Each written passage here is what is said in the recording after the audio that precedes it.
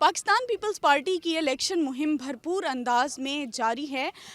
اسی سلسلے میں چیئرمین پاکستان پیپلز پارٹی بلاول بھٹو زرداری کل ملتان میں جلسہ بھی کرنے جا رہے ہیں۔ اس وقت ہم پنڈال میں موجود ہیں اور ساری انتظامات اور تیاریوں کے حوالے سے بات کرنے کے لیے میرے ساتھ اس وقت قاسم گیلانی موجود ہیں جو ان تمام انتظامات کو دیکھ بھی رہے ہیں، آرگنائز کر رہے ہیں۔ سر، کیا کہیں گے، کتنی کرسیاں لگائی جا رہی ہیں، اسٹیج کتنا لمبا اور کتنے فٹ چوڑا بنایا جا رہا ہے؟ کل جمعے کے روز 1 بجے technology college cricket ground Qasim پور کالونی میں پاکستان پیپلز پارٹی کے چیئرمین بلاول بھٹو زرداری صاحب اپنے منشور کا اعلان کرنے جا رہے ہیں، جو ہمارا عوامی معاشی معاہدہ ہے وہ اعلان کریں گے۔ اس کا یوتھ کے حوالے سے، خواتین کے حوالے سے، کسانوں کے حوالے سے، مزدوروں کے حوالے سے جو پاکستان پیپلز پارٹی پروگرام لے کے آ رہی ہے اس کا وہ اعلان کریں گے انشاءاللہ تعالی۔ جو سٹیج کی بات ہے، وہ سٹیج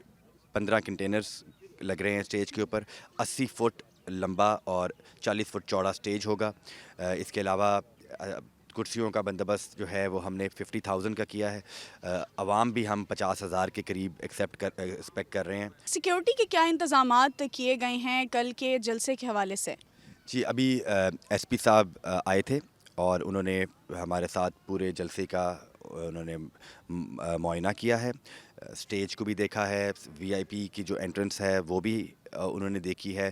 عوام کے لیے بھی سیکیورٹی کے اچھے انتظامات انہوں نے میرے سامنے ہی آرڈر کیے ہیں، وہ جس میں واک تھرو گیٹس ہیں، جس میں اسکیفولڈنگ ہے اور سیکیورٹی چیکس ہیں۔